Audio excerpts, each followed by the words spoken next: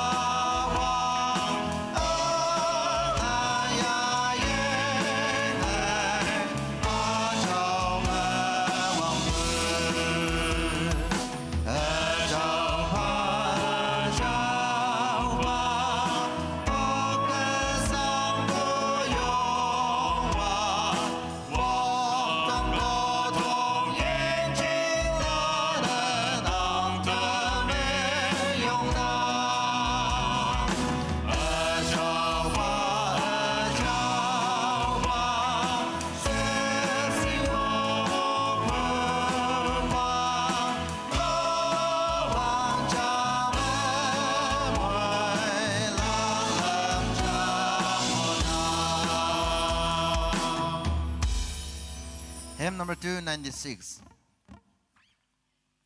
296. Yoblak ta itaw ya. Hãy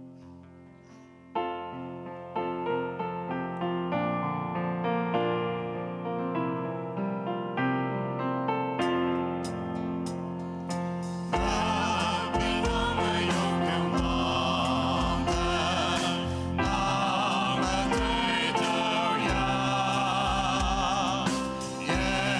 để không bỏ lỡ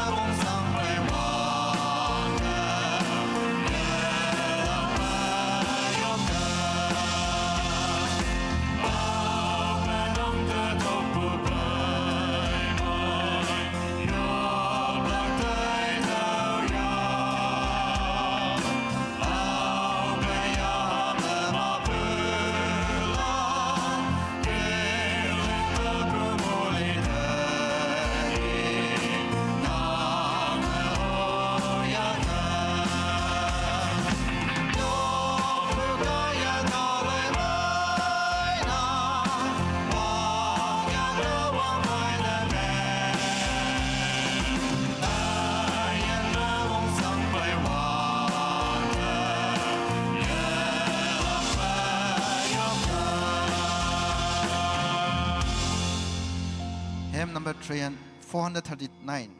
439. Among my wangai.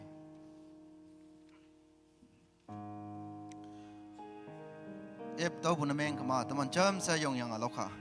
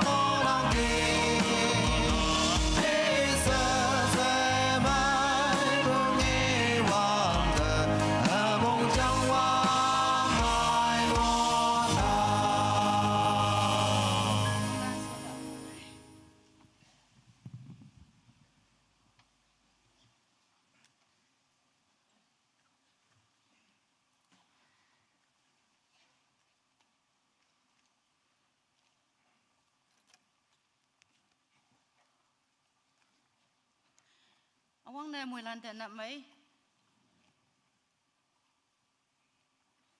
teman pai lam mui lak chingna awang na ka wang au cha tau ha tau ki iknang Ephesia 2:8-10 hang chingna subsi ating lak pu ka ye nu man yan nang hayang tau pa a yu ning ning ke yi chi ha pui ka wang hing hau hayang pui awu ye yong ye lau lak chingna tau pa a tui sau tau pa a tui sau yi chi hang chingna teman a I tui jong hayang hang yi pa tui amai me teman kem lak ka wang asong wan temu tem tau pa tui sau amai chingna Krista Jisu me teman ling ngayang ki ka wang au ka ye mui lan te mui man myang tampa niu teman Krista noksa hat mong se teman hat jaya matanga yu noksa ma fellowship me yup wang Bible anu halimya hatwok ya siya Bible tani hatau taidem tani hatau taidem akembang wanang tau kai lak pa muilan yen mai ma yen katalan achau kumching ya ma paideki kawang pu mui man ya lak chine muilan nan so tan ke tani teman chuna talak taidem awang na tau hatau ki eu kanang Kristan noksa hatmong nyau ni yumnok ni 18 May 2025 hibak 10:30 am speaker pa jai di pumen Associate Pastor Ching Ai ngang me kawang te ating lakpu lam hawa tambu nyu hai pa tau lai hem 78:1-6 chong nyu ma li nyu so sa nyu number jam taidem jam chau lai cha iyang yup lak pa jai kawang tikon ni me to pu sai lak hai tak pu lan ching le yup lak Reverend Ismopa Pastor 3 me hem lok lak hat bli khya taidem bli me kawang au ya pailak speaker 5 me tui dem yup lak khung tani tamana chon tailak taidem hatau ki ngonang taidem mango bukiet sa chau lai cha iyang yup lak chingna pajai kai wang tikon sai de hipak fadam na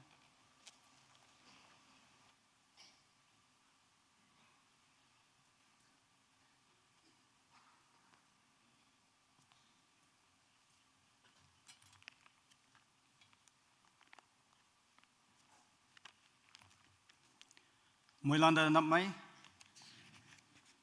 tôi teman bay yopu hibak kiai be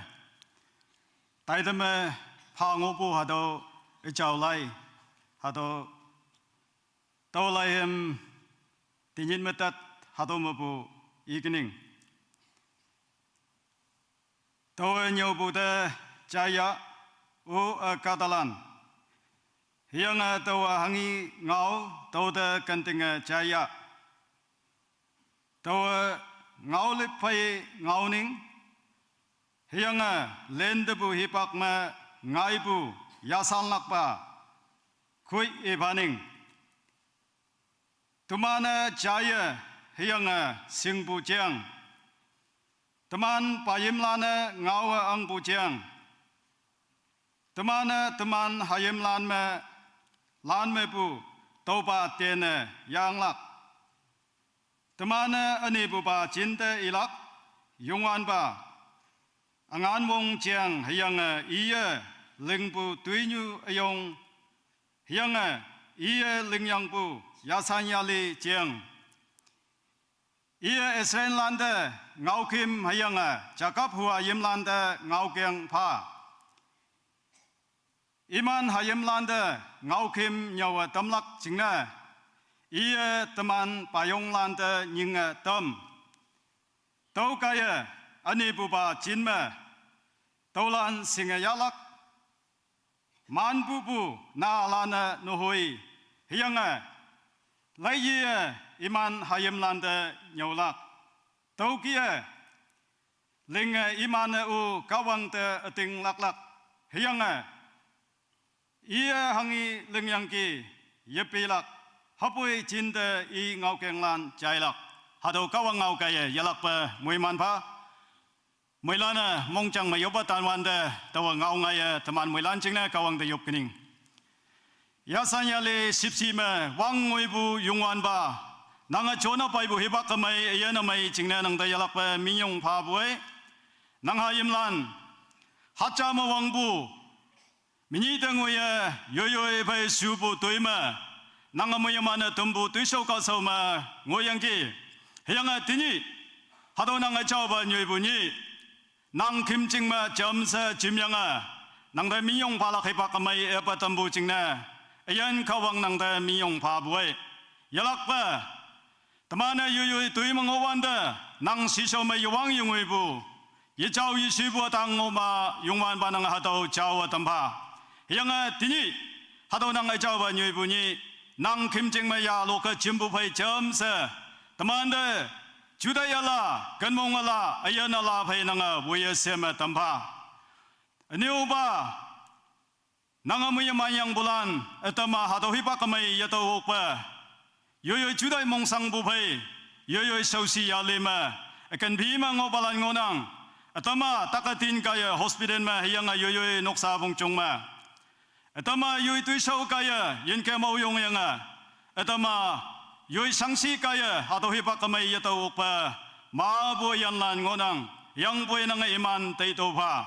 imano nang muyamana tambuni amaima yalakpa nang mikti siwa ma jamsa oma nang mikti siwa lak hibak kamai yalakpa epa tampa ene oba tini nang muyamana tambu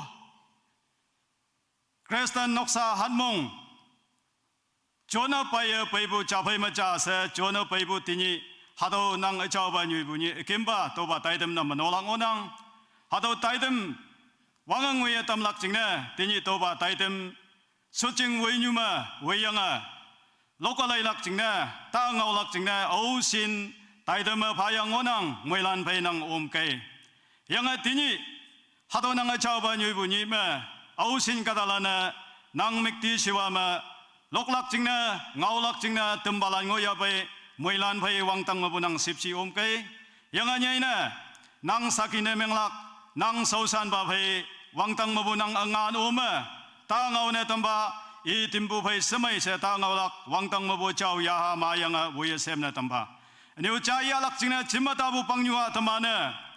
julai mongchang nasa sei ebjanga wangtang mabu nang angana ma yang tamana cha ya na tamba hadau krista noksa hanmong kaya kebisiem krista noksa bungchong nyulom balom ayana sei chailai bu muiman tawlak wangtang mabu ba nang ajaw angana ma jon pao se Dini hadau hibak kamai muimana tembuda minyong pa yang jona talak tai dam sei yungwan ba jisu yaksa da pana pabuai tolane sei tang mu pa nang mongai yo amen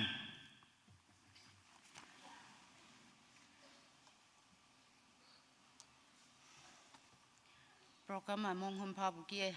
sosan bagaya yu petambu jingna menyong panang nang ayan tu so deka wang muimansi sa teman ba yin ba tam pai ngonang to kai tai dem teman tai ba Kiton International Staff President ia hipak yu ngonang sa President Sir time diese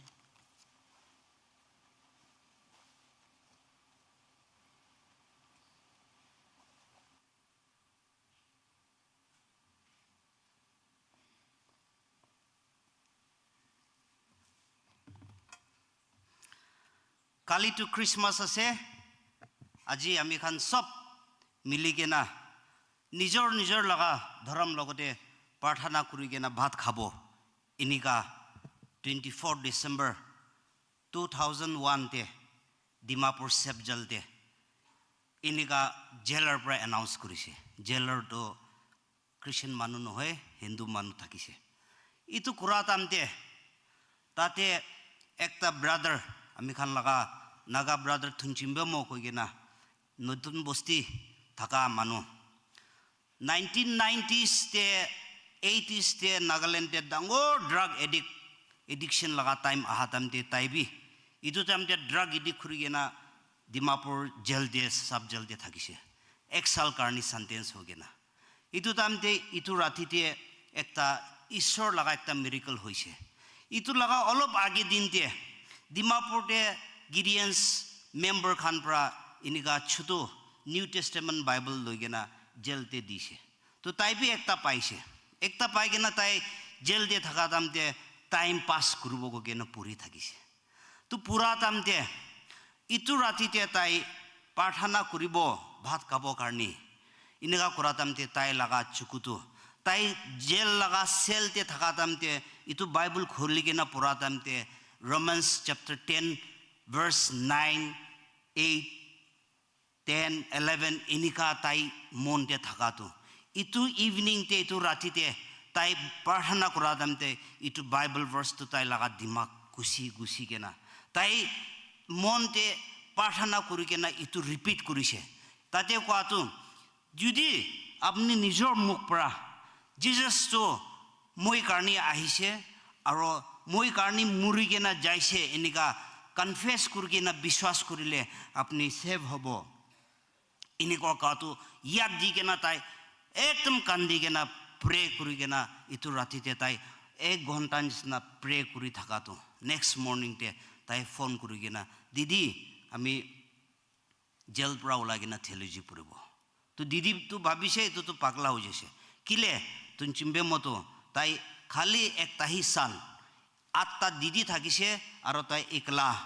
মতা থাকিছে আৰু সবসে ছোটলা বাবা অফিসার থাকি না মরি যাইছে আমাপি মরি যাইছে আৰু তাই জলদি আছে তো দিদি খান তো তাকে কন্ট্রোল করব নরিগে না রাখা তামতে তো দিদি তো ভাবিছে পাগলা হইছে না কি কইগে না নেক্সট মর্নিং দিদি আইগে না তাকে প্রে করে দিছে তাই 1 সাল পিছে দিয়ে থিওলজি পড়ব যাইছে এমটিএইচ খতম করিগে না তাই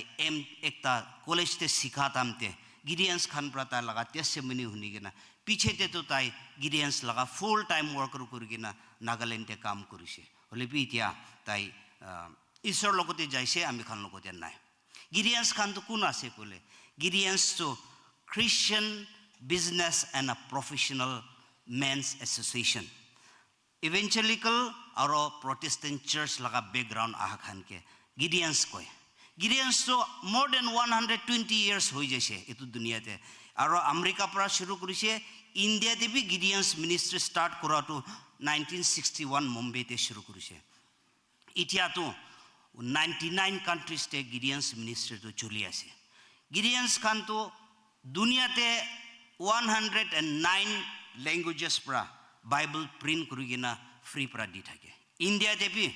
around 25 languages te itu print kurigena bat kuri ase. Itia India te every year 70 to 80 lakhs itu Gideons laga Bible distribute kuri thake India te every year. Ina kurigena ami khan kam kuri thake. Gideons khan kinika ami khan laga ministry kam kuri koise kole. Ami khan the first prayer kuribo prayer meeting. Ami khan laga mon kem te bi ase kali rati te ami khan mon kem logote aro pastors khan logote ami khan fellowship thakise. To prayer and fellowship came every came te prayer meeting thakibo. Second, personal witnessing. Ami Christian manu ase, ami Jesus logote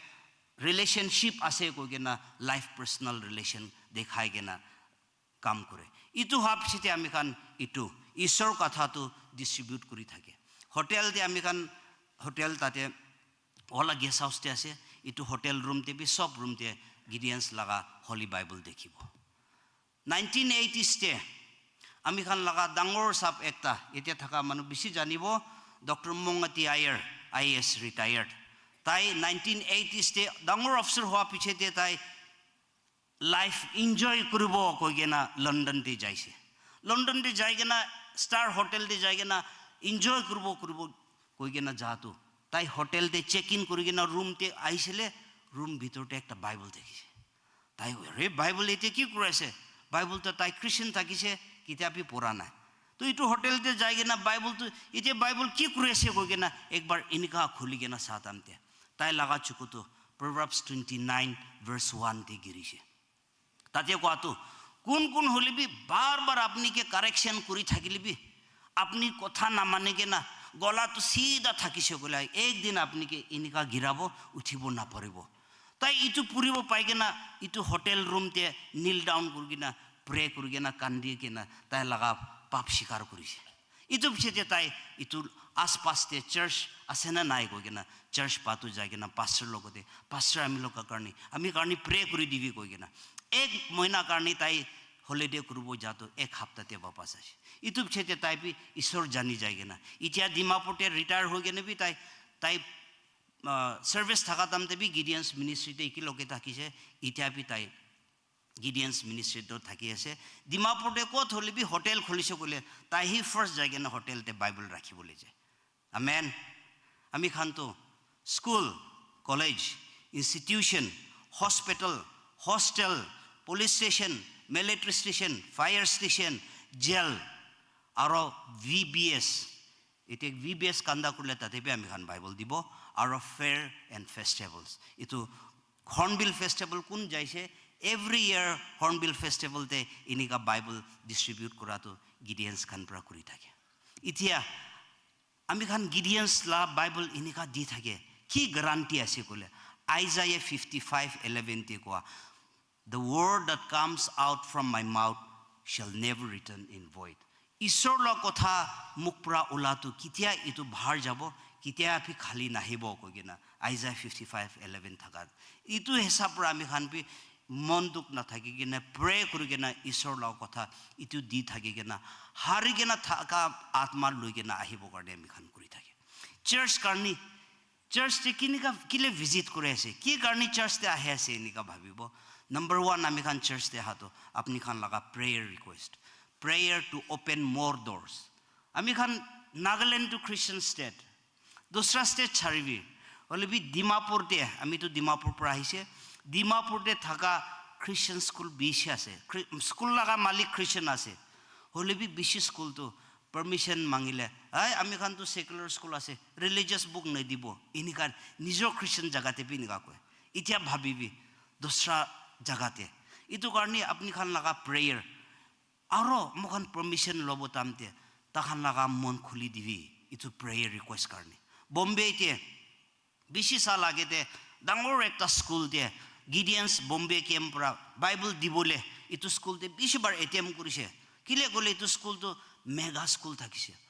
3-4,000 student thaka laga. To Gideons khan to kitia hole bi itu jaige na itu school te dibo kogena permission mange ne die hole bi ek din itu school te ekta kiba miracle hoise. 3 teacher to bank te salary lobole pataise to teacher to salary logena bank pra paisa draw kurigena ahigena auto rickshaw pra ahato takhan pauri jase packet to auto to jai jase aro teachers khan khali hat principal to bishi gusa kurigena takhan logote etu argument kuratamte jhagra baji kuratamte ekta manu ahigena principal office bisari aise principal to durbra dekhigena ki lage goisile principal office bisare ase goise ki ase kobi ami principal ase to taila hatte packet loigena ahise principal to surprise hoise tai pora ami to auto ola ase ami principal ke lok korbo to tai buji jese tai laga hatte bag thaka to auto ola ke tumi la hatte ki ase jana nai ha sab ite to pura paisa ase to tumi ki niga ইতিয়া ইটো জামানাতে 1000 2000 কানি মানুহ তো মাৰি দি আছে এতিয়া তো পইচা ভৰ্তা থাকাটো কিন্তু কিনগা লৈ কিনা আহিছে কৈছে তাই পৰা তাইলা পকেটে গিডিয়ান্স লাগা এনেকা বাইবল ওলাই কিনা আমি লাগা ছকৰাকে স্কুলতে ইটো পাইছে তাই দিনতে স্কুল যাতামতে আমি অটো স্ট্যান্ডে থাকি কিনা ইটো পুৰে তাই সামতে স্কুল পৰা আহিব ৰাতিতে তাই পৰা পুৰি থাকে ইতে ইটো বুকতে কিনগা ঈশ্বৰ ৰাস্তাতে হুসা কাম কৰিব সিনসিয়াৰ কৰিব চোৰবাজি নকৰিব ইটো ইনস্ট্ৰাকশন দিয়া ইটো লাগা ফলো কৰি আছে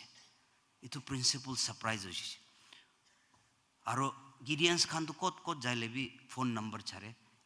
একদম লগতে ফোন কৰি কেনা আপুনি খান মৰম পৰা কালি 3000 কপিজ আনি দিবি প্ৰেজ গড কিলে আছে কলে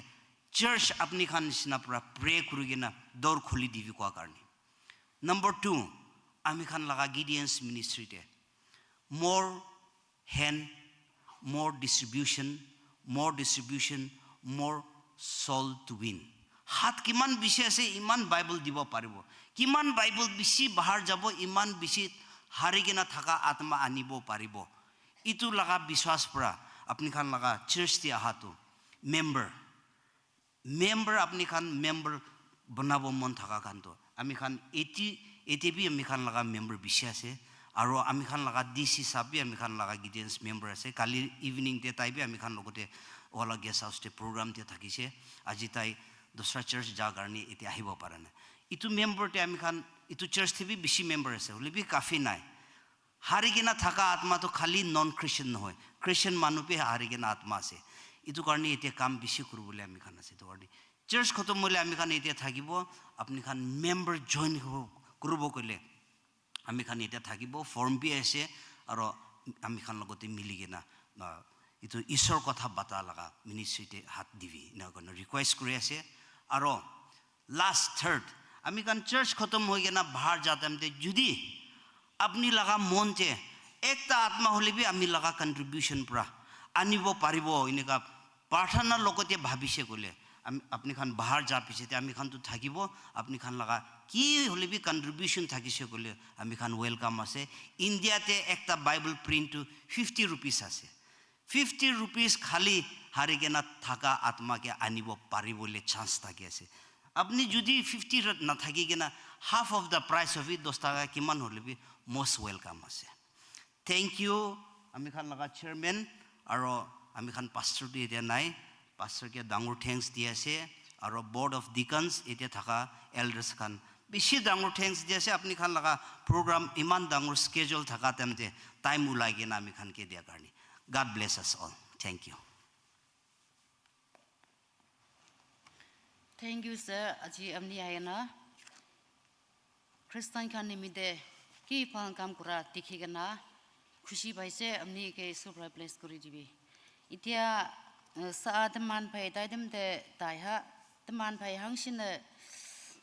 ngaw tamya pai muilana jaya yang semai buma yupa kembu mawong nang ha teman pai daidem de lai yi ha daidem number ni to bu style la khai tak palan ching le yuplak nium ba injustice pak fanang teman pai nium ba ke die de dai ngonang to khai sa injustice de yup bu la khai tak palan ching yuplak khai to bu style la ching na hi pak fa dam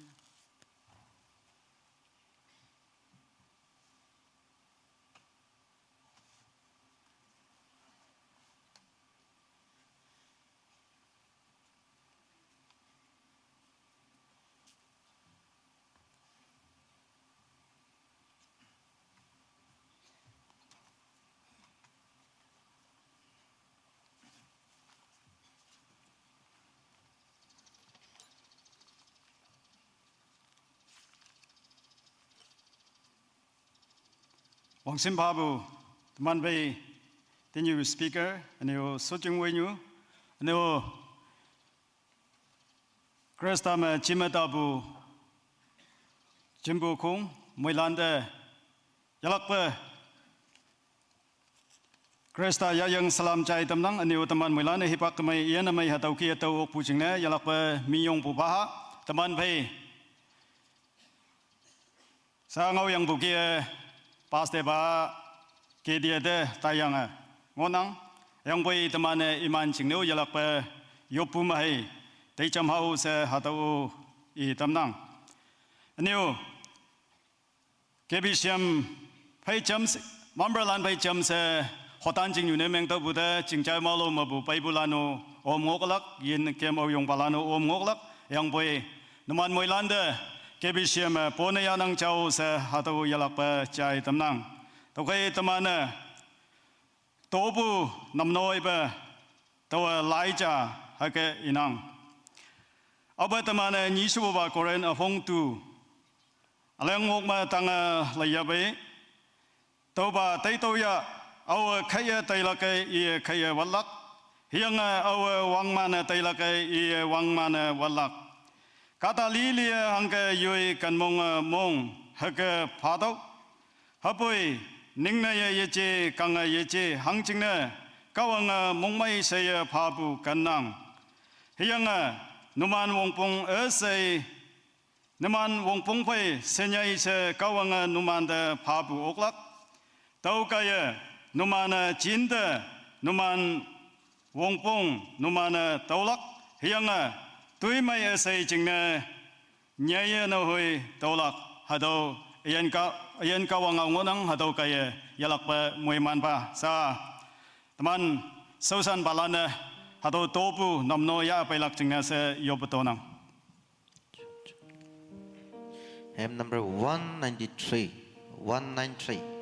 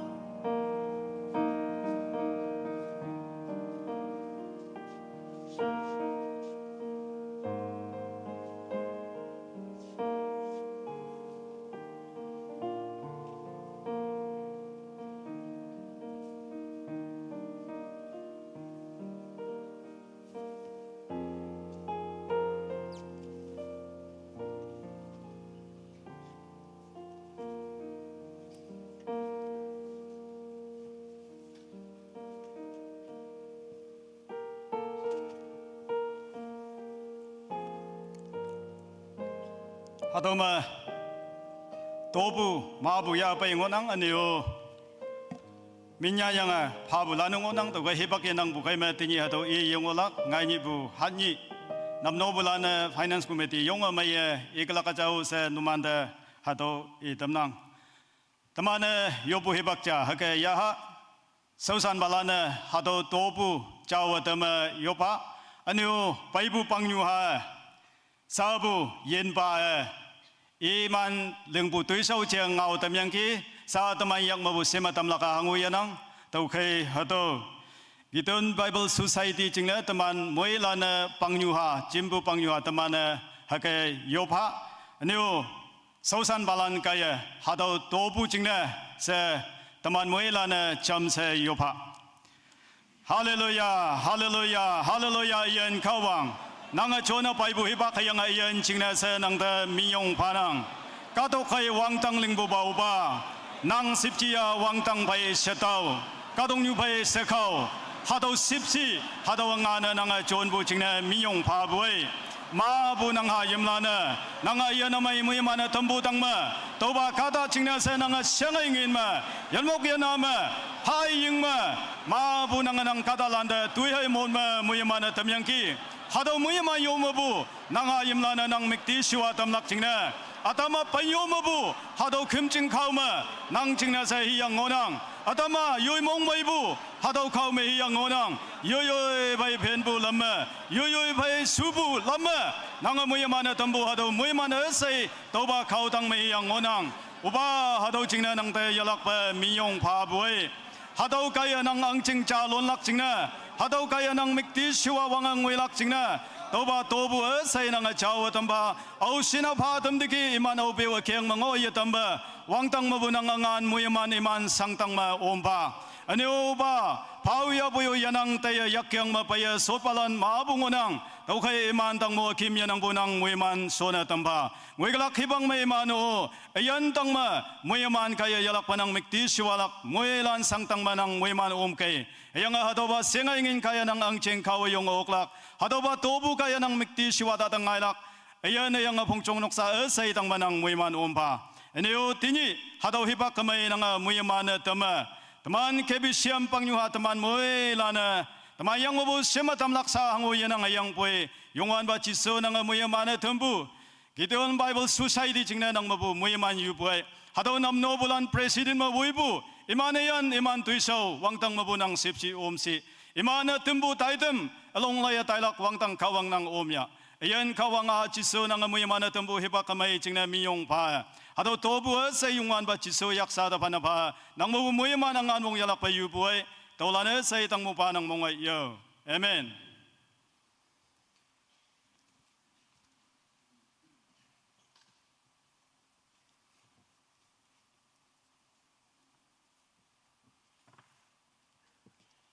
tamana yalak pa takpalan jingna yobu hibakja hakaya atau minya yang mabu bayang onang sa tome yoblak jingna se teman bay nyuma ngilli finance secretary KBCM women ministry jing ya tak yang treatment mengonang tau kai ya jingna yalak bay yobu ma ompa se ngin haja bayang bay ngonang tau kai teman moilane ya taito yang sausa nyu taito yang yopa tau kai awang na tawa laija hake nang to khe lai ngo wanda taka sang balan ayang ayoy judai mongsang kawang bai tama hanu balan ausin bai ngoya bai sakina numayong kai hebak yanang bukai ma tamana jamse yobai tailak singna tawa hado iwanda yong kayo se yobatonang awa tamana James abonga ma alang panmalema wanga laya bai numayoma atam sangangonang ka iya yopto atam mongmaya ngonangka iya yi lobu hemlokto numan yoma atam taka ngonangka iya pumainok jeyonglan nyekto hiyanga yongwan ba minme imana ite manga pho i jingna yopa tamto hiyanga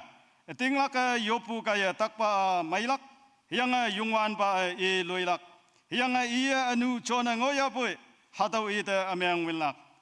kak subu kata yopu hiyanga lengpu ma yong angan wong ngonang hadaw kawang ngau ngonang au sin yong deki yalak pa kawanga moyman pa numan judai mongsang hiyanga numan takasang esai kawanga kewin lak tenglang nang yang temana paibu moilan temana monghima yopu kaya hado takatina ya winlak yang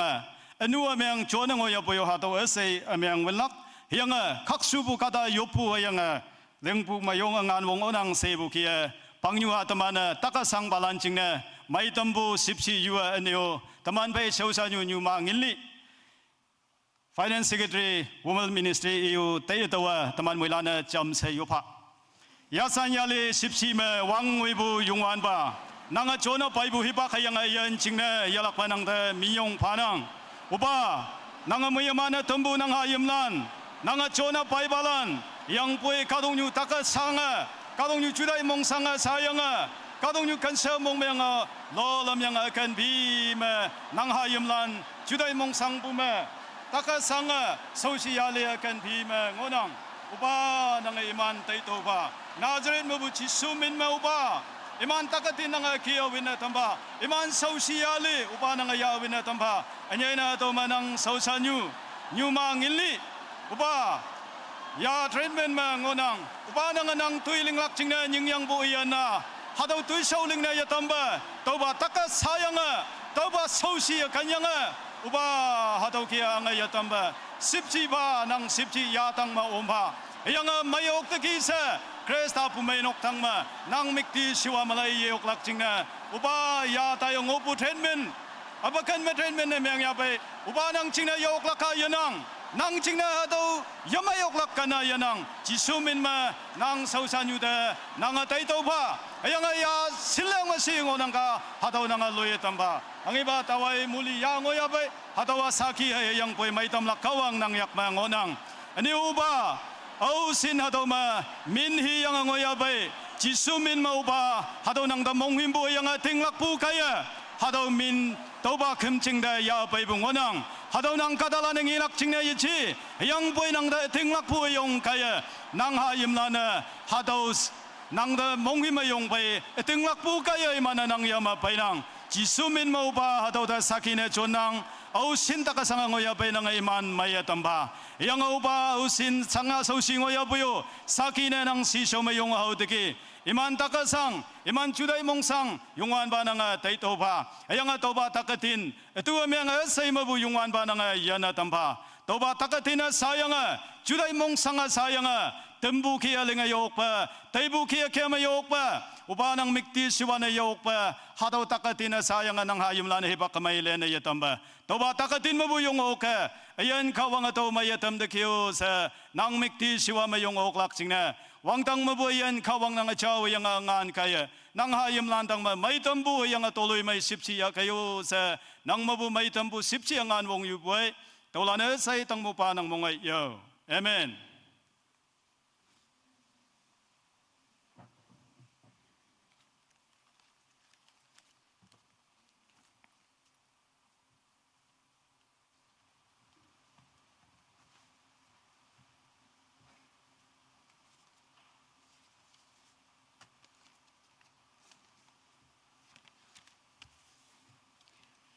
Nyumba injas pagaya ausina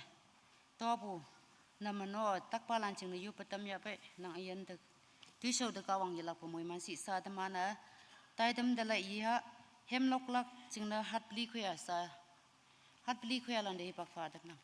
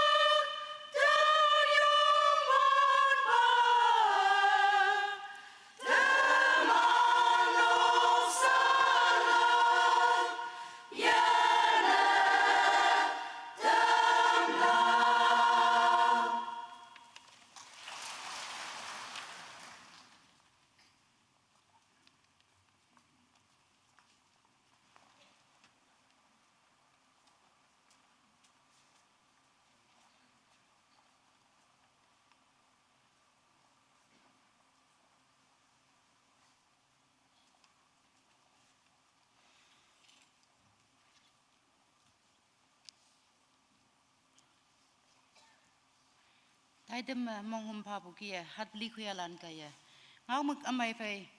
ya hasilui tam lokalai tam bu ching na menyong fanang nu man yen tui so ka wang mui man si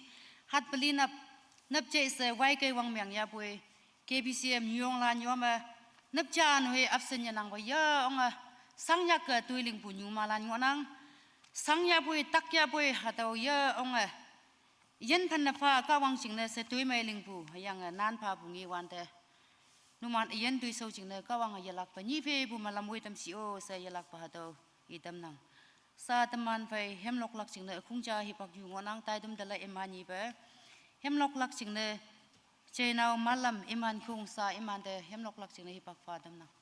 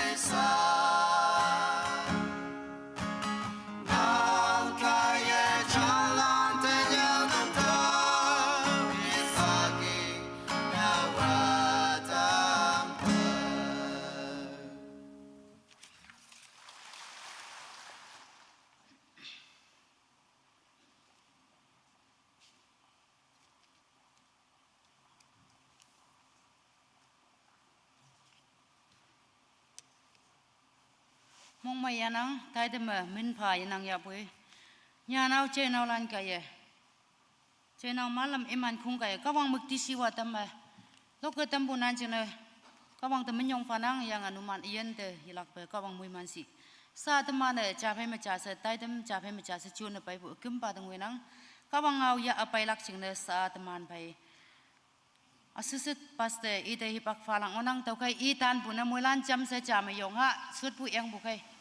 iya sut ha si gemai teman sut laksa ite hipak panang Oh, yuk pening. Jauh ba. Banang do ba nyu hipak amai nang kadalan do ba nyu jing de sebajam na dem yang hipak amai nang do mana pha dam de gi minyong pha wei. Nang min mesa nang aulan tam han na Taiwan dan ke use.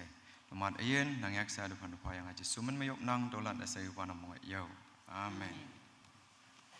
Saudara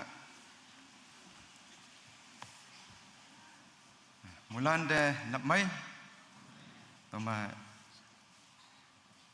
wang sampa isi ambu danyu ambu chongyu new pastor in charge mo yang sausan palan hayang women ministry mo bu associate pastor mo yang sausan yulan youth ma associate pastor mo yang youth wenyu we palan aniu chalalan aniu adoba kamjing de man pai hamba nau melan hayang wenyu we palan hayang ausina Kristen amelan hadoba kamjing de tanyi payongonang ki mulana kawang de minyong bupa se uwang na do I damnang hadoba hat mong ma calendar ma hanang obu kia Kristen noksa hat mong se hacha mo wang yang hacha yama wang yang yu bakam lak ching na prayer points lanu yu ong mai nam no yang dia dangoi se yu lak ching na hadu ki pha bung onang aniu hadu doctor aniu program hat lem ya hat pelinap maya hat bok ya aniu tanyi ha nyu nyi se yang tai dam cha phe ma cha se ya atai bu yo ong maya tanyi dongoi ya sa dongoi ka wang lamoi de ki mulana awang na ka ong de minyong bu lak pa tanyi teman phe ngau lak ching na pha bu hado Psalms mo bu hami pastor in charge pa yo ong maya I de ki boy taw yo repeat ne cha ma meng hu nang hamiu cha yang ki hoboi sa new chai lak ching na mulana chude mong chang na sa ebyang tan ke sa du inang ka wangau moilan cha yang yalak pe cha ma hadu ki inang towalai hem 78 Psalm 78 1 to 6 ma tawa nyau bu de cha ya o katalan hayang tawa hangi ngau tau de kanding chaya tawa ngau le phai ngau ning hayang len de bu hipak ma ngai bu yasan lakpa khoi ifaning tu man chaye hayang sing bu chang tu man payim lane ngawa ang bu chang tu man hayim lan me bu tau ba tin ne ya ang lak tu man ane bu ba chen de ilak yongwan ba angan wong chang hayang iye ling bu tuanyu ayong hayang iye ling yang bu yasan yali bu chang iye Israel lande ngau kham hayang chakap huwa hayim lande ngau kyang pha iman hayim lande I ngau kham nyawa tamlak chingna iye tuman paje yong lande nyinga dam tau kaya ani bu ba chen ne taulan singa yalak man pu pu na halane ne hoi hayang lai iye iman hayim lande nyaulak hado Psalmsa 78 Psalms hado au here nyan bu se Bible commentary de lai da wande hado nyan bu ba asap se minne ngonang asap ia anio au hisi se yam da wande livi ka da jang ngonang ane ia David angkhoma kun ngau nyau le bu ba ne I ngoyang ke anio hem nyau le bu ba ne I ngoyang ke iye Israel kadalande suyung bu ching amyang lamde amyo anyulan kai lokbu hem da mane chayang ki samyang bu edo suyung bu jinga myanga Israel kadalan hadu kia alo kawang lande khamyanga woi dai wande yong I mong de tak bu phai hado samsa nyan bu se nang iya Israel kadalan de hipak yu yang numan ngau chai khu se lak atam yang nyau bu hado jana hado ki nginang len jong pai hipak hado point ne meng yang ki imana sa kanan kadok ma chan bu kadok me man sa badu ki ngok bu yang hado ki ngok yang tau ma ibu yimlan de kawanga lamwei bu ibu yimlan sangai bong bu hado pi mayang imana tai bu ki kawang de ating lak pu mo bu yan bu siong seng owan de sabnyek punya nyan bu hado Psalm 78 hado ngonang iya Israel na halande Israel kadalande I ibua apu yimlan iman Egypt kadok ma hibak lawa sangang oyang ki hayang boy kawanga iman anyo ya angayang sa daman nyo ibu kadok te hadu ki pai bu ja iman wan weng ching mong wan de iman nyi ye chen wan weng ching ma iman ke mong wan de ya sum ye chen hayang iman hangi ha si wan de iman halak china kawanga pha hangi ying ha si isang wan de kawanga iman de ying lak pha hadu ki lamwe pai bu hadu kawang ta piyo si ye yong len yong bo hipak te to na tam yang hayang sam bu hipak anu pai glak hipak hadu the point em yang hadu ge nyau bu ayong na nyan bu hadu nginang stream anu hadu lam su bu ba ma verse 3 de lai da one day taman ngi yok wa I ba hadu asapa I ba ide yong ma yan nyau ngo do bu jing na in ha bong mu Israel bungau Israel hangka yena pai hangka kawanga yena pai hado nyau bu hado I mong chang mo do bu jing na hado ma bu I yayan ba hado ma khak se I ngo bu ne nginang lai da one day kawangau de lai da one day na halande nyu he pa tamane tinga yitam bu ne meng kama imana hado ki he meng bu lam nyu ma chong dai lak nyui ba nhiều bu ne meng kama imana meng ha samu mo bu yen tam lak se tat ngau ma chau si e nya ngo bu hadu nginang hadawa tat ngau apong ta phe ma tu aleng pan manga ma na halan chingne tinga tampu hayanga win chaine tampu a mainang na halan chingne tinga tampu hayanga win chaine tampu a mainang hapoi na haja iya hangga tai hake saha kema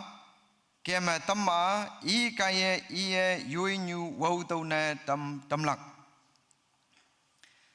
na haja de wene sai bu yenang ba nyu cha apa cha hadu ke na halana iman tai bu ke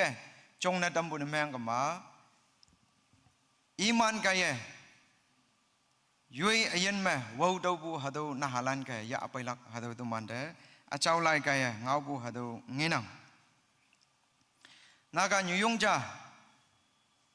nyu yong pa yong ni imni sa nok mango wan de I dang de ka da ja pai yang ka da ja pai ngo yang imni bai so de ngau li ta ngau yang hadu ge ngo wan de wu nyu wu ba ni imni mo ni yong sap Dogi yang hado iman nok te pai ngoi bu hado pade nang jaya hado ki ang onang ki nang jaya tumi ngau ye jai ba hado ki I tai bu ki hado ki kem onang ki se wande hado iman nok te pai ngoi bu kada ya iman ya phan hang ngo iman na hawan da hang hado sing bu kada jane ngo engi hayang ie imni de chanyi bu hado wa nang ni na hawan de I tai bu kie I hangi sakhu hado nang ye sakapa I hangi hau hado nang ania hado sakapa ni hangi inu hado in tam ambu de kem hu tai na tam I yubu se hado ke phang bu jing na sa hado ke meng bu ja se emni de lai yang hado ke wan de ating aja se yang iman anyo do ma yong nyoi ba emni mong sang mong meng bu emni mai ye tai do hado aphau ngai dai bwa emni do mu wo do na tam bu hayim kai hado jang ibu ngoyang ge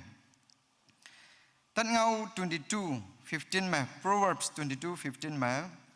na halan wanglam ma hake ngayon pu kan yiting pu toy ling nang hapoi maye som ai bu kaye iman nyungo wanglam hangga ngolak nyawa tamnang na halan wanglam ma hadu kia ngayon pu hangga tailak hadu yising yaha jingna hangga ngok kamailak hadu yising pem jingna hangga mailak hadu saha halak jinglak hadu saha ma iman ngok pu hadu nginang hapoi iman de nanga haka tailak wongpong nanga hadu kia ating lak wongpong nanga hadu kawang lamnyu manang kemlak wongpong se tinga tambu kaya aya yi pu kaya iman kada amai na hayanga ating lak pu mongchong yong pu nauya jana nausi jana chongbu hadu kia nginang Timothy 2 Timothy chapter 1 verse 5 ma hanghi ba ating lakpu awang na nangpi Lois hayanga nangnu Yunis mengo hayanga nang mungchang meo ngo nang se tawe mai ating laknang hadawa pole Timothy de ibu na nginang Timothy ibi hadawa Lois hayanga inyuwa Yunis hayanga Timothy inyuwe ibie ide atinglak na tambu hado mongchanga anyo Paul missionary Paul ngiyangge tau jingna Paul anyo Timothy de wongnang na tambua nang takya bioi nang ma atinglak pu hado mongchang hado mobu nang lai etai nang sangya bioi nang de atu paya bioi nang ma nang pia hanna tambu nang ma nang nyuwa hanna tambu hado mongchang mobu nang lai etai se ide anyo wong nang na tampu ipi maibu kaye inyu maibu kaye hado Timothea Christian ayan jane jisoda ating lakpo hado nausi jane chongbu hado ki nginang aba tomane Old Testament de lai da lakai hado ma nyuyong ja min nginang hado nyuyong ja angya ja ngonang hayanga yamina Atalia hado Atalia iha hazia de wanglam amai yenyo iha de kawang da ating lak yenyo halai ma angjing kapo omlak halai ma i phang ma asai angatam lak hado ba lamma yemai bu ba kun Atalia se min bu hado nyuwa iha de hado ge nyobu hado nginang hado chingne iha haziao amyang lamma yemai bu lamma hado ge wanglam lambu hado ge I chongbu hado nginang hado wa ni subu ba budak pangau apong tape mani aleng lemma iye ahab noksalan yami ma kem hang chingna ima amyang ba linglak chingna ide nyawa tambuwa inyu ne ngoyangge amyang ba linglak chingna nyawa tambuwa inyu ne ngoyangge se hado lai ma chau sie nyan bu nginang tani ado ma jambu anyulan ma ngonang nang halan si sama nanga model amai jana ngoya hangi nyau nangge na halande hangi nyau nangge Atalia ayen jalia hayem lande kun ma ye nyau ba hadoge ngopu nyuyong jana chia hesi kama Yunis kia anyo Louis kia yoi ha de yong maya ating lak pu mongchang nyema tambu hado nyuma nang omongoya man ma ngo bu kai tanyo hangsin nyoi nyulan to ma chamo nang ki yoi ayan hang ngo yoi singbu hado jang onang kawang mongbu ayan ja kawang mongbu payong ja hayam lande paw man bu payong ja ayang nyuyong ja na meng bu meng ma yong mai bu hado ma toloi mai bu ja hayang ating lak pu ja mong ham bu ja hado ngolak anyo hado ki ngo bu nginang man yum nok de ni ja do yum nok hado yum ngo wan de associate pastor do man ni jai se lei jai do yum nok yum ma do gi ngo nang honda 9:30 mo bu honda pli de ngoi se do gi yum nok yum yang ka da alalan pai ka ma iman pai tai ngau lak hayang ayu bakambu ya ho balan hadu ki lak se duman hadu no yum nok yum ma ngongo nang hadu ki nyi ja do tau yum lak hibak ma do hadu yum nok yum ma hadu ki ngok wan de so hing ka da man India ka da ne ye chi bu so hing ka da payang ki iman akung ja sako na dan iman hadu ki payang a yum nok te lei yo ngayasan hadu yum nok ngiang a hadu ki iman ya ai tau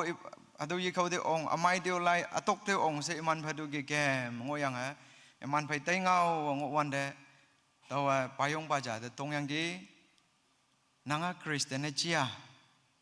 hang ne i hadu Christian chia ngau i hadu ki bu khong kam ye ngau do pha ngau ngo do pha nanga Christian ne chia se wan de i ya tawa Christian ne meng ngo yang ki hapui sa ba Christian ne ye ji tawa kawang de ating yelak cha hadu ki yang ane iya ala yang ado pasre tikon palan office mengobu iman phai cham se yu bakham bu ya lak chingna office te ong ha se do hado dio yu ong amai lak aja se yang iman phung se dai ma yang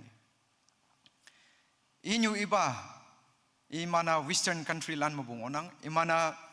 Christian country mabung onang Christian mengo yang Christian mabu lak atai bai se hado chan yang mai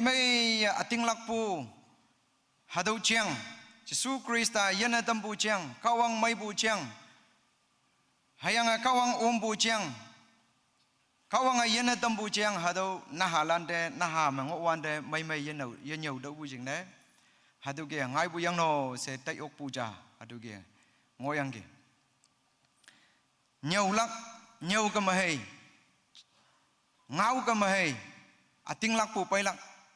sharing ne meng ka mahai ngau ka mahai ating lak puwa hadu ke pailak se tumande achau lai ga nu sa ki pha bung na okay spoon feeding jalie yoi hayam lande short na dam yang ai kadong nyu doi sawa ma bang nang kadong nyu doi sawa nap ning mu bu ya ning ngoi se ma bang nang hapoi hibak ya yang ai yoi hayam lande yoi samba phai ngau bu ki yoi sako phai ngau bu ki yoi na dan phai ngau bu ki short na dam yang ai kawang ngau kawang pu ngau kawang ayen na tampu tinglak pu ma kemlak ayang Jesu Krista kan bu kawang akan bu hado tumane nyau bu nemang kama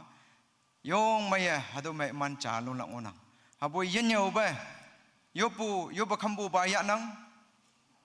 siye be doman yo ba khambu cham se ya nang lau yang hado gi ya nang Sunday school le sun nang yop nong ma hado ge cham yang hado ge doman yo ba khambu ngi nang hapui se yang iman ching na hibak win na short yang iman de hado yo se do mane yenyo bu ne mang ka ma iman among de hado yo ong kolak ka do mane ka de ta yang wang tu bu yang hado ma yong ma ya chao sa yang anyo do mane dai da lila bu yong ma ya hado ma tayang se yo yak yu dai bu hado alek do mane ha bu ngona hado jali hayim lan ching ne mong chang ma kawang ngaulan Bible mabu hado tu mana ponga dambu ne meng kama hanna dambu ne meng kama hado chong bu imana kanding sak kawang mong halak pa ma iman hado ge chong lak ne ngona anio kadong nyuma teman YouTube meong inang news meong inang hado ki bungi bu hang isi se kama Sadanic Church hado ngai bu hado nginang hado auhi country mengai bu si se kama Christian country memu ngai bu yang Christian country hado mabulan Sadanic Church hado akumang buyang Christian country mabu kada adama ating lakpu mabu yana dai buyang kawang yanang kashiu yanang sengai bolan ngai dai buyang yenyau do bujing nai aneu atama aneu kashi angonang bude siang kawang da baya ye khambe kashi da khamlak hado nyoi jing baling yang kashi da khambu hado Sadanic Church aneu ep buyang hado to mana yam madai wande aching yam madai wande inyu ibama taubu ne mengnang hangi ibu se aching yam madai wande inyu iba yakan bu jingne na ha wande inyu iba na halanda kan bu ayanang iman tai bu ge chong na dam hang ne ngo do bu jingne iman tai bu ge chong na dam yenyau ba hado ge tai bu ma nyong klai se imana kashi da khambu akhung ne chammyang tai bu hado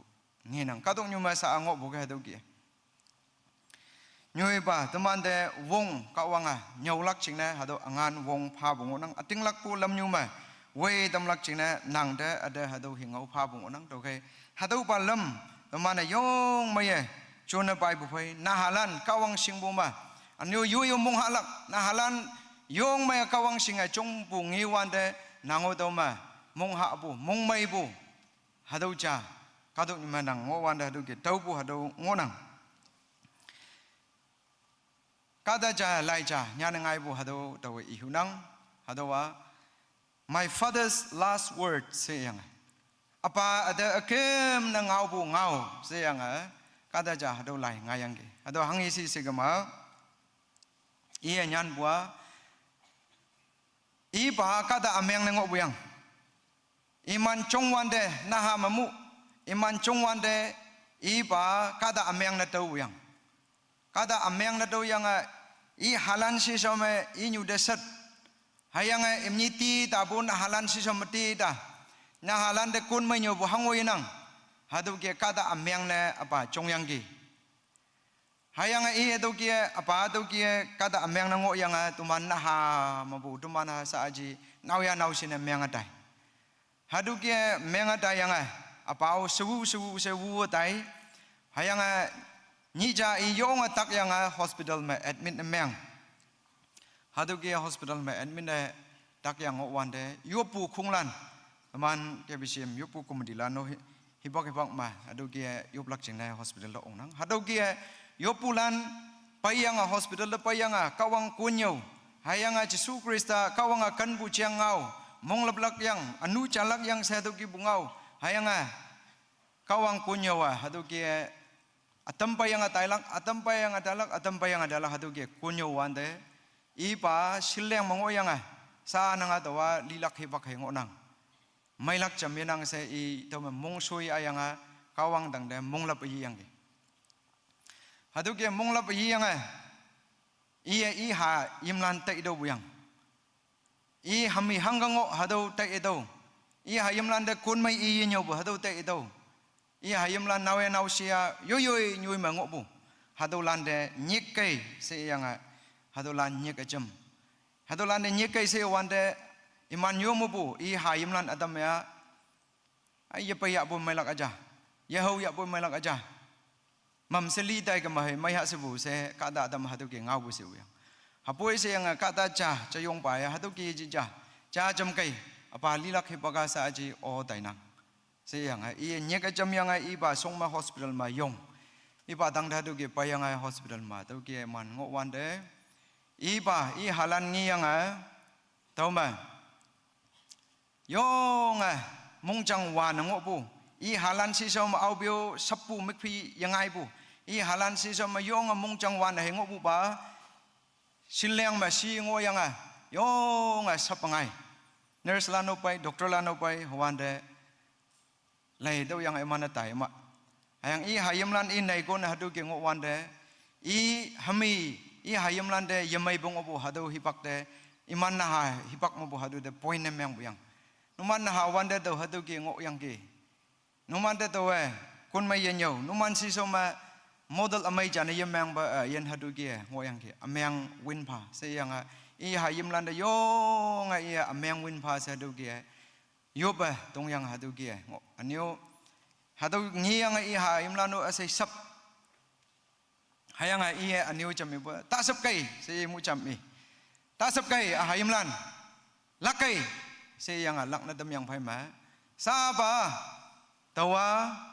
liya boy wang ta ong lak aja ya ja to anu cha na hadu takpu silang ma anu cha nyang mikpi bai kawang de yob yang si wan de sinbang ma wang dang sumuk pa adang de pai hayang wang dang sumuk pa ade ibua kawang nang da ameng win de bu nang anu win de bu se ibuai anyo hadoma i hado de mayang ating elak pa hang na i lingo bu anu da yang ya ja i yo pu de hang ga anu win pai o se to ma jam taut yang hado ge ngo wan de wang dang sumuk pa mu i de achau lai te ma hado the book of life me imen nya ngo bu hado i de how haduki haubwe saaba do wali apoi wang dai ong lak aja choose the way of the Lord haduki akumne i hayam lande kawang lamnyu yamya tawaling yang phai numan si soma do yamai bengo yang pha do li jingna ameng win pha numano kawang lamnyu yamya choose the way of the Lord hado akumne i ba i hayam lande haduki i yang a tawma hospital ma leije buja emanok sama ngai bu hado bungau ja hado ngoyang ge anio alau bungau ja bungau mu ilak ba ja igeneng hado alau bang onang hado payong ba do iyo i tai bu ki ngo i kem hu bu ki kem hado ki ngo bwa chel ma pho yang chel ma pho yang a iman state me yechibe yo nga maulo yo nyui jing jade hado chel me hado ke anga tau de i nyu hayim lana hado pheo yaho hado ke hipak nang changalin tau ke ngo yang phai ma i ngo bu hado chel de imjing ka da theology nyau yang ngo bu ministry tai bu vacation hipak ma chel ministry de hado ke tai kem bu ba hado wuba kamnong mangok bu hado nyoi de i payengoi wan de i tau ma mong lapu chel ma i ngo yang a tau ma kawang tai tau yang a kawang da ating lak ai yang a hado ki i mong lapu hado lia hado nausi ba de ngau bu yang hayang a i esgo aneu a hayam lando hado pongatam do sei au hi phayang ngau bu hado iman ka da imjing ka da hado ge payengo wan da hado ge ngau hayang i hado nausia sudi hibang ma nokte tauke jingda ongwande inyu hayang i halande nang ba tauke ngoboi ia saji ngai ok laka sinmang sel mabu aneu ngai laka sinmang haboi ia leije buja i ayan ma mongla puja ngai boi aneu ia hado state mangonang bu hado ia hado chel mangonang bu se hado ke ngawande i nok phong ka dalan cham yang a singin sai jam yang a inyu i halan i ba phai haulak jingna son dai wiang toge son dai wan de chel de pai wan de to ma sa mai hospital ya adai de ge se wiang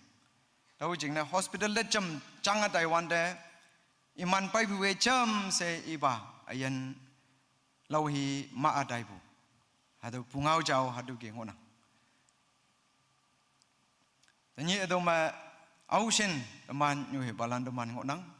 nanga ayen me ngonang nanga sa amang chong mayenang nanga ngiyong nang nanga chai nang hayanga nanga nyaulako ong nang sa ayen me ngilak ong nginang hayanga tai lako tai ong nang kem lak nyui dio kem ong nang ayen mengo bukai sa teman ayen me ngo wande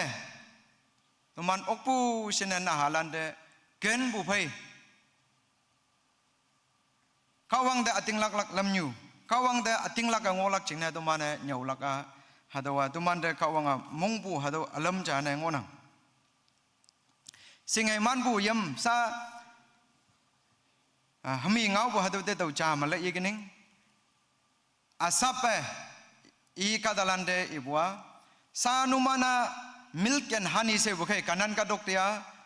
milk and honey ngo bu hado nyoi moe man bu nyoi asai ma wang ngoi bu nyoi hado ibu kai sa numan hado ke wang ngoi bu nyoi ngo yang a kawang ye dai do ba ngo bu meng ka ma pai glak hi ba ka yamai lak achayo pai glak chalalana meng ada lak achayo hado ke ibu ne asape i kalalande iyang sa tumano hado ki hado ya phan mangonang ki kunya ka dalan aneo hado mundown ma chingyoy bu tumana kanan ka dong ma ngoi dai bu ki hado ya phan mangonang ki na halan de tuman nyaw bu hangisi oklak wongbong hayanga malak wongbong singe malak wongbong oke sanglak wongbong hayanga wangoye ngobo yan jana menglak wongbong hado sa de focus bu hado nginang hapoino singeman yang Yesus Kristus yo ombe singeman bua akyang Yong wangoye ngoya biyo Jesu Krista yo ombe haduke wangoy ngopwa akyang nang onang. Asape I kadalande sapnyek yanga haduke saji tangoyo. Linyang hibang manuman sangongobu apu balan sangobu hadu tai doya.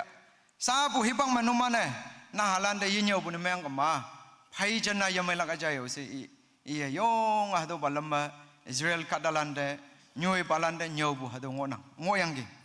Okay, tanyi hadu ma ausin teman cemongonang gi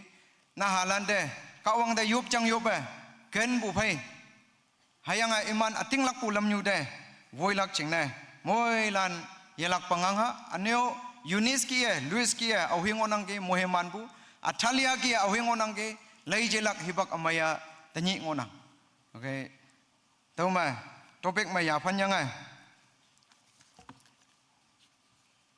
Tahu mah pango bukie kawang tang de atinglak yang apailak hadu mah ya panjang ngau tamnang. Cai balan sede kawang ay lak pa muhiman pa.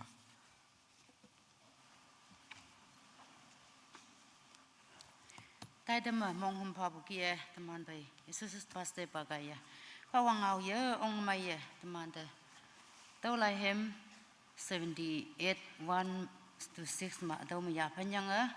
tau nyau buta jaya tau hangi ngau kenting ya setemana kenting mong ta bu pai nok sama yu pekem bu ma wong nang ngok lak na kawang ngau kai tu man de nyau tam yang ke muilan ne muhiman ya yan tai lang nang yen tui so nang sing ministry kawang ya lak panyi phe bu ma lam mui tam si teman pai sa tui tem ne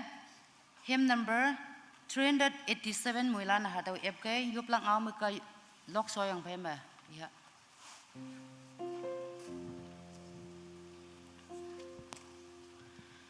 hymn number 387 F so bunam yang kama muilan jam se yong yang alok ha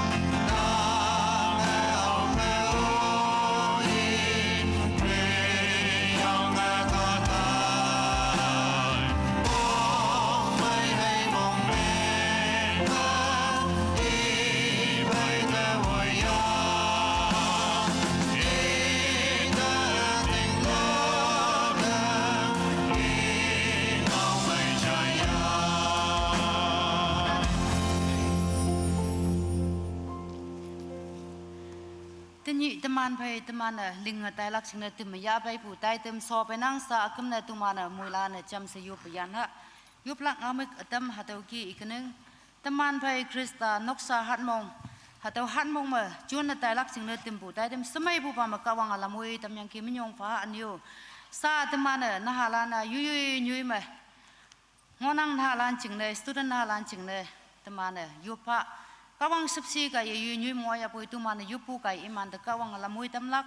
yang Krista noksa pong chong ma nyui palan ne chudai mong chang cha na super sabu ka ya noksa ma ayan mai ma mong mai ching nyui lang onang to ke noksa ma mong mai yan nang pu ne miang ka ma te man hangi tui so ma yong ya poi tu man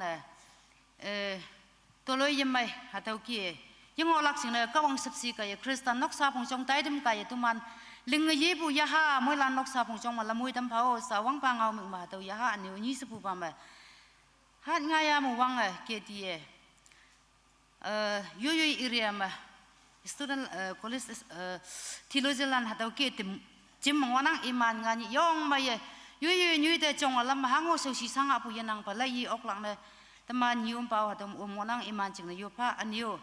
Mei 25 me yak tui cembu sekolah yak tui cembu tai dem wanang hatau tai dem jing le muilan KBCM New Malan KBCM sekolah hatau tai dem te tau yang muilan pai oklak ne hatau jing yu jing yang ma pongonok pu lima mong pong pu sosial ibu hangu yang ngai lak sine kawang pu sepsi yu pa yang ateni teman pai kawang ngau kai au sine teman jaya yang ki hatau muhimanya semai bu pa malamui tem bu tem nyong fa yang atu manya man temannya na taya bu nyisa tau ki bu hipak kamai tau supaya salah imani ikim yang buka wang alam mui ang pau sa tahu ngau meklili jam saya yang tui so tuman mulan jam saya pak.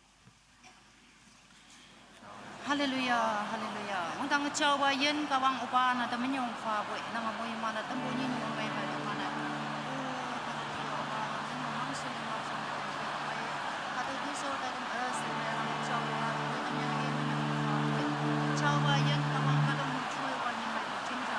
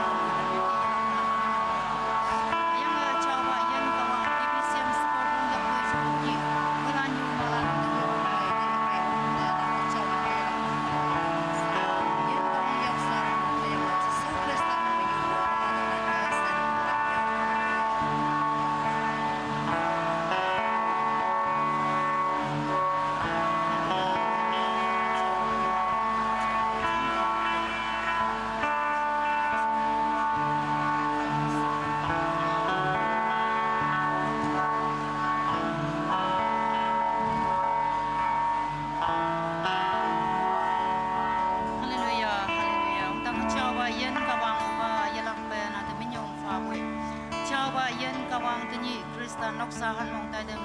tumana hang sina nang min maling lak sing na timya abai chabai macha se nang sepsi lamoi bai de ki minyong fa nang tumanya na taining nang chau ya ha chin de yan bu nang sepsi tuman bai ngo fa chau ba yan kawang ling tai bu tai dem se manang lamoi tam punan chin minyong fa yang ya na tai ba ha de ki bu pa kamai da wa ni slai emani tuman noksa phong chong lep ipu pai nang achau ya ha wong yak wangai ni pe bu yan mong nang sepsi lamoi tam pao se ya na tai ba yan kawang yak ta fan na fa nang pu moi ma ni wa chi so man me yo pu pa to lan se nang mong yo amen O Padre